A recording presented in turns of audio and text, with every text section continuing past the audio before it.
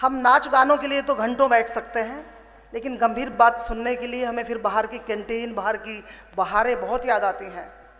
एक एक जन को आज मंच का वास्ता है कि जो बैठ गया है वो कार्यक्रम के इतिश्री तक उठेगा नहीं, अन्यथा वक्ता के मन में ये रहता है कि मैं शायद कुछ कमजोर बोल रहा हूं।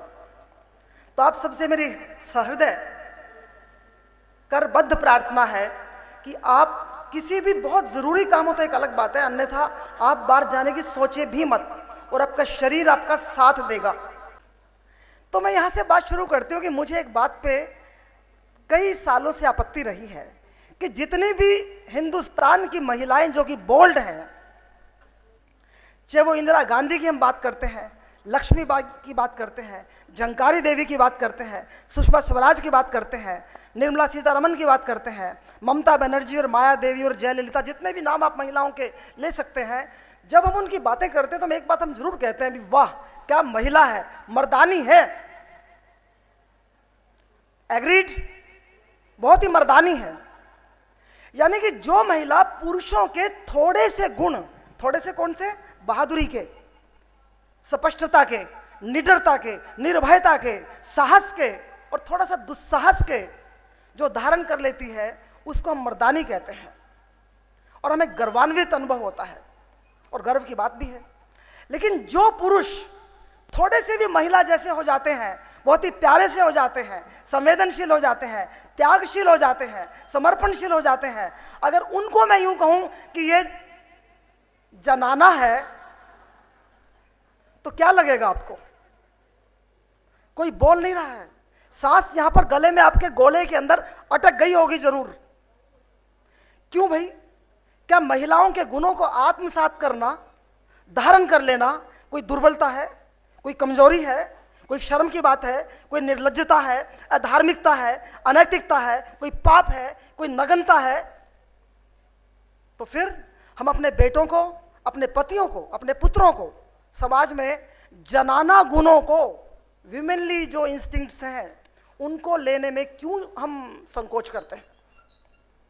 तो आज पहली बात इस मंच से मैं ये पहली बार ही अपनी ज़िंदगी में बात मुझे जो महसूस हो रही थी वो मैं कह रही हूँ कि आज हम इस बात को भी ज़रूर अपने पल्लू में बांध करें। बहुत सारी बातें आज आपके पल्लू में बंधेंगी और आप जाके कोट करेंगे, बहुत कोटेशन इस मंच से जन्म लेने वाली हैं आज जो है।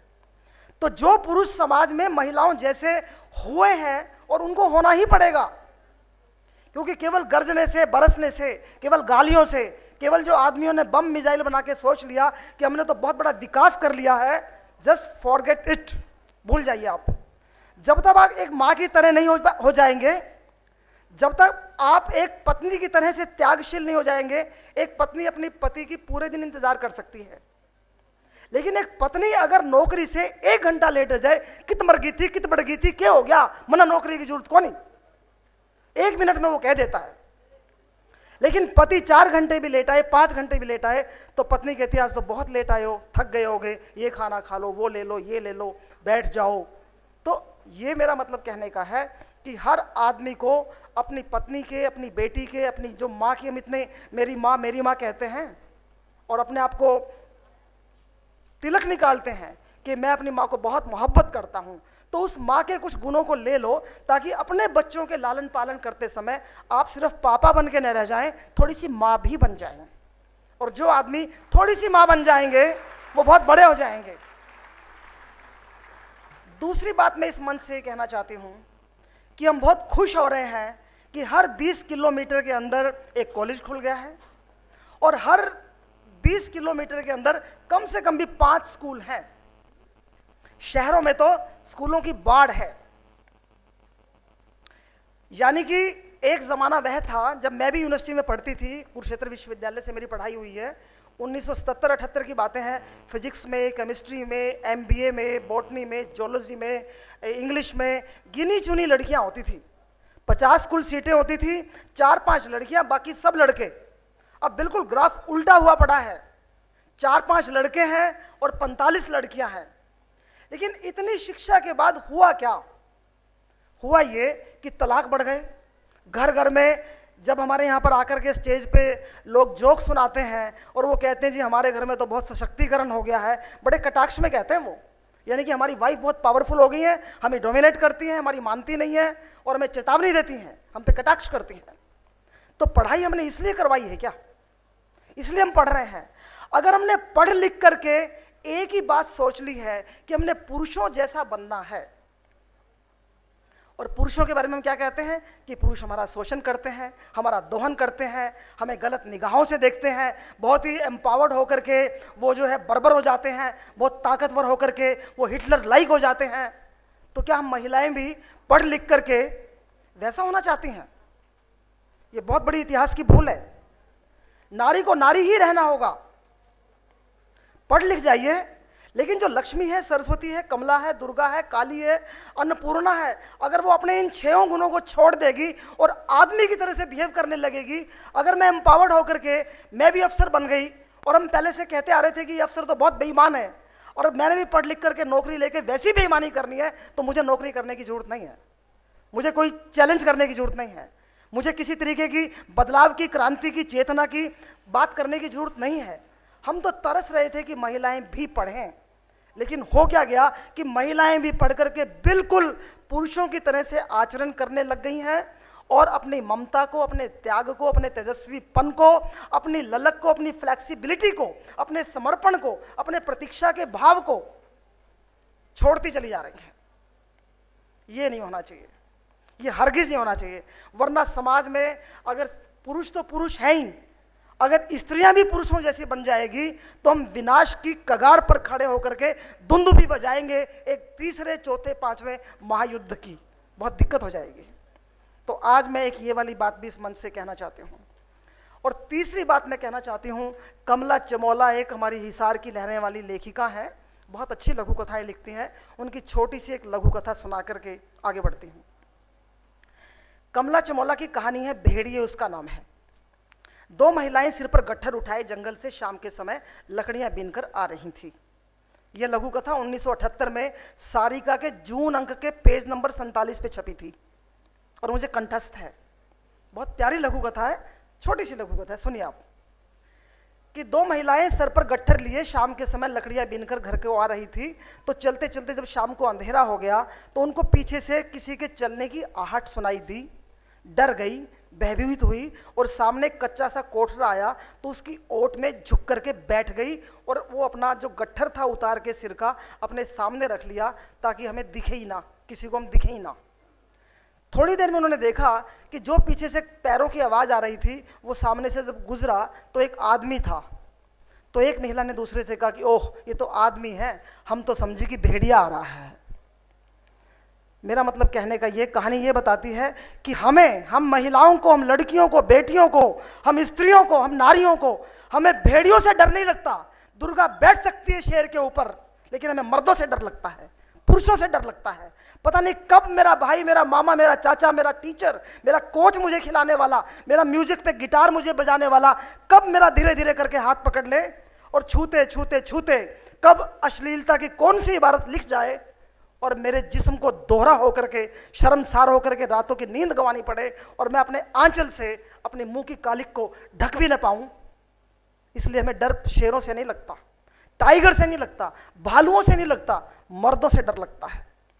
और एक शेर है, जिस शख्स के हाथ में मेरी सुरक्षा की जिम्मेदारी है, जिस शख्स के कांधे पे मेरी सुरक्षा की जिम्मेदारी है, उसी शख्स की मुट्ठी में मेरे कत्ल की सुपारी है। यानी कि जो मेरा भाई, जो मेरा मित्र, जो मेरा क्लास फेलो मेरी सुरक्षा के लिए जिम्मेदार था, मुझे उसी से डर लग रहा है कि सामने आ रहा है, मुझे छेड़ेगा, कुछ बोलेगा, कुछ कहेगा, डराएगा मुझे। तो प्यारे भाइयों, आज मुझे बहुत अच्छा लग रहा है कि महिलाओं के किसी समारोह में पुरुषों की इतनी बड़ी संख्या है। एक बार बात को छोड़ के पुरुषों के लिए तालियां होनी चाहिए। विशाल जी का एक बड़ा फेमस शेर यहाँ कोट कर रही हूँ, हम ही हम हैं तो क्या हम हैं, तुम ही तुम हो तो क्या तुम हो। यानी कि महिला पुरुष दोनों बराबर हैं, दोनों एक साथ हैं, एक सार हैं, कोई न कम है न कमतर है। ये तो ड्यूटीज हैं। जैसे साइकिल के पहिया है तो पहिया है, चैन है तो चैन है, एक छोटी सी गरारी है तो गरारी है। गरारी के बिना पहिया कुछ कर नहीं सकता। पहिए को कभी दम्भ होना ही नहीं चाहिए कि तू इतना बड़ा है, गरारी इतनी सी है। नाक में धुम्मा ठा देगी, चल नहीं पाएगी साइकिल एक कदम भी आगे जो है। तो सब बराबर हैं। तो स्त्रियां भी पढ़ लिख करके, मैं अपनी बहनों से विनती करती हूं, अपने पतियों को, अपने पुत्रों को, उनसे होड़ न लें, उनसे मुकाबला न करें, उनके साथ साथ चलें, साथ साथ मित्र बन के रहें, और एक सुख की सांस में, जैसे मैंने बताया कि सत्या जी जिंदगी को जीती हैं, ऐसे एक अच्छी, बहुत ही बेहतर हम जिंदगी जिएं। और सभी पुरुषों से भी मेरा ये निवेदन है कि जिस तरीके से घर में जब तक हम बेटी होती हैं तो हमारे पापा का एक छत्र छाया हमारे ऊपर होती है। हर फादर ये कहता है कि मेरी बेटी के हाथ लगा के दिखा, तोड़ दूंगा, छू के दिखा, ऐसे तोड़ दूंगा। लेकिन जब वो बेटी बेचारी बहू बन जाती है तो ससुराल में वो पिता बनने वाला कोई नहीं होता। मेरी एक किताब है, आप देखेंगे वहाँ पे पंडाल में रखी हुई है, हिंदुस्तान के ससुर, वो मेरी बहुत ही पसंदीदा किताबों में से एक है। तो मैं उसका हवाला देके बताना चाहती हूँ कि मैं सोनीपत के हिंदू गर्ल्स कॉलेज में 2 साल डेपुटेशन पे प्रिंसिपल रही। एक लड़की मुझे कम से कम 20 बार रो रो के अपना उघाड़ उघाड़ के बदन, मैडम देख तो लो, देख तो लो, अपनी यहाँ से भी दिखाती थी, पीछे भी दिखाती थी, पूरी नीली हुई पड़ी होती थी, जगह जगह जख्म, बाइट्स के और ब्लू बाइट्स निशान। तो बोले कि मैडम मेरी पुलिस केस भी नहीं कर रही है, मेरा हस्बैंड मुझे रोज मारता है, रोज, डेली। तो मैंने कहा केस क्यों नहीं हो रहा? बोले जी करते ही नहीं, वो लड़के वाले बहुत प्रभावशाली हैं और पुलिस को काबू में कर लेते हैं। तो वहां पर एक डीएसपी थे, मिस्टर अरुण नेहरा, उनसे थोड़ी सी जान पहचान हुई थी, मात्र थोड़ी सी जान पहचान, वो यहाँ पर एसपी रह के भी गए हैं। मैंने उनसे बहुत ही कैजुअल फोन किया कि सर, एक लड़की का पति जो कि उसके पिता बारात लेके गए थे, थापे लगवा के लाए थे, उसको कोई बचाने वाला नहीं है, उसकी रोज पिटाई होती है, केस तो कर लो। केस कर लिया। केस होने के बाद लड़के वालों को पता ये चल गया कि लड़की की तो पूरी 7 पीढ़ियों में औकात नहीं है केस हो जाए। ये हुआ कैसे? पता चलते चलते ही चल गया कि शमी मैडम ने करवाया। मेरे पास आ गया लड़के का फादर, हाथ जोड़ के कि मैडम आपके पैरों में पड़ता हूँ, ये केस वापस ले लो आप। मैं कहा क्या हो गया? बोला जी मेरा तो कोई कसूर ही नहीं है, मेरा भी नाम केस में आ गया। मुझे उसका नाम याद नहीं आ रहा। मैंने कहा तुम्हारा कसूर ये है कि लड़के को ब्याह करके सबसे पहले घोड़ी की लगाम पकड़ के आगे आगे चलने वाले आप थे, सीने पर थापे लगवा के ब्याह के ले आया हूं छोरा, आप थे। किसकी बहू? फलाने की बहू, वो आप थे। और जब घर में लड़की बहू रो रही होती है और आपकी दीवार को चीर करके आपके कमरे में आवाज आती है, दरवाजा तोड़ के अपने लड़के की घिट्टी पकड़ के ठोकते क्यों नहीं उसको आप? वो आप हैं। तो जब तक मैंने कहा कि ससुर पिता की भूमिका में नहीं आएगा और बेटों से नहीं कहेगा कि लगा के दिखा तू मेरी बहू को हाथ, एक भी बहू घर में पिट नहीं सकती। कारण क्या है कि ससुर सास कमाल की चीज है। कहेंगे जी हमें कुछ नहीं, हम तो बच्चों के बीच में बोलते ही नहीं है। अरे बेवकूफो, बोलते क्यों नहीं हो? बोलो। लड़की पिट रही है, सब कुछ छोड़ के आई है। हम लड़कियों से ब्याह के बाद ये तो बहुत पूछ लेते हैं, बेटी के ले आई है? कोई ये नहीं पूछते बेटी के छोड़ कर आई है। अपनी चप्पल, अपनी जुराबे, अपने मोजे, अपने किताब, अपना डेस्क, अपनी लिपस्टिक, अपना टूथब्रश, सब कुछ छोड़ के आती है बेचारी जो है। और हमारे पति क्या कहते हैं कि ससुराल जाके 2-3 दिन के बाद तो हमें तो अपने बिस्तर पे नींद आती है, हमें तो अपने ही घर में नींद आती है। आदमी तो ससुराल में जाकर के 5 दिन में, 4 दिन में, महीने में अनकंफर्टेबल हो जाता है, लेकिन बहू तो कभी अनकंफर्टेबल होने की बात सोच ही नहीं सकती। She can not think even, हमेशा रहती है वो जो है। तो प्लीज आज हम ये भी कहना चाहते हैं, वुड भी जो हमारे ससुर बैठे हुए हैं, बड़े नौजवान पीढ़ी के यहाँ पे प्रवक्ता बैठे हुए हैं, सबके बच्चे हैं, बेटे, कल को आप ससुर भी बनने जा रहे हैं, तो प्लीज अपनी बहुओं को अपनी बेटियों से भी ज्यादा लाड कीजिए, क्योंकि आपके बेटे आपके वंशज नहीं है, बेटियां हैं, बहू आपकी वंशज है। और वंशज पे मुझे एक बात याद आ जाती है कि लोग कहते हैं कि बेटे घर में इसलिए होने चाहिए कि वंश चलेगा, वंश चलेगा, वंश चलेगा। तो मैं ये पूछना चाहती हूं कि कोई बता सकता है कि महात्मा गांधी के 4 बेटे थे? किसी को नाम में नहीं पता होंगे उनके। इस पंडाल में इस वक्त जो है कम से कम 600-700 लोग विद्यमान है। 600-700 में से I can speak with A guarantee, और अगर इस चैलेंज को कोई स्वीकार करता है तो करे कि 600 में से 6 लोग से ज्यादा अगर लोग मुझे यहाँ पे कागज पे लिख के दे दें कि महात्मा गांधी के 4 बेटों के नाम क्या थे, तो मैं जो मर्जी नाम देने को तैयार हूं उनको जो है। तो महात्मा गांधी का वंश किसने चलाया है? तो वंश बेटों से नहीं चलता, कृत्यों से चलता है, कार्य से चलता है।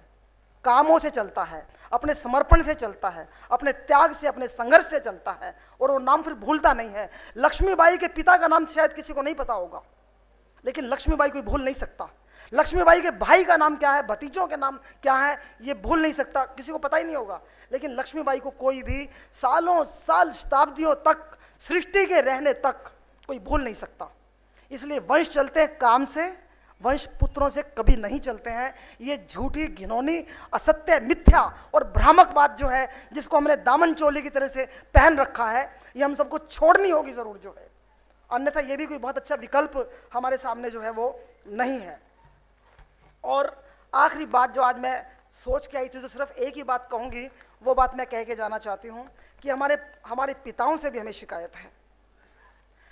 जितनी भी बेटियों के पिता हैं और बेटियां यहाँ बैठी हैं, उनसे पूछो कि सबसे ज्यादा तुम्हें अच्छा कौन लगता है, तो हर बेटी क्या कहती है कि मुझे मेरे पापा सबसे अच्छे ज्यादा लगते हैं। मैंने एक भी बेटी के मुंह से ये कहते नहीं सुना कि मेरी मम्मी मुझे ज्यादा अच्छी लगती है।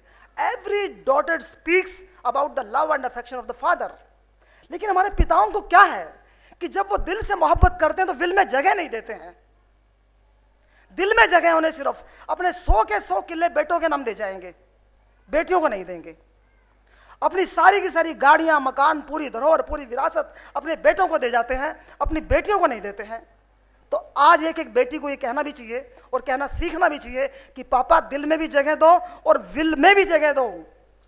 कोरे कागज से बात नहीं बनेगी।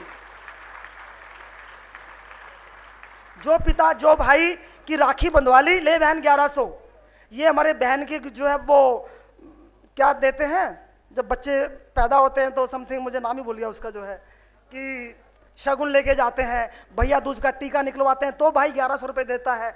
बहन के नाम की सारी जमीन हड़प के बैठा हुआ है, सारी प्रॉपर्टी, सारे दुकान, और उसी की जमीन से 1100 रुपए दे करके इतना बड़ा एहसान जताता है, कमबख्त को शर्म भी नहीं आती उसको जो है।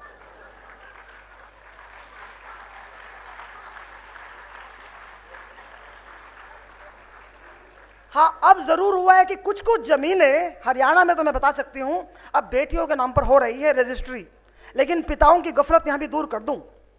वे पिता लाड में, प्यार में, मोहब्बत में, बेटी के दुलार में जमीनों की रजिस्ट्री नहीं करवा रहे हैं। वो इसलिए करवा रहे हैं कि बेटियों के नाम पर, लेडीज के नाम पर रजिस्ट्री की फीस कम लगती है।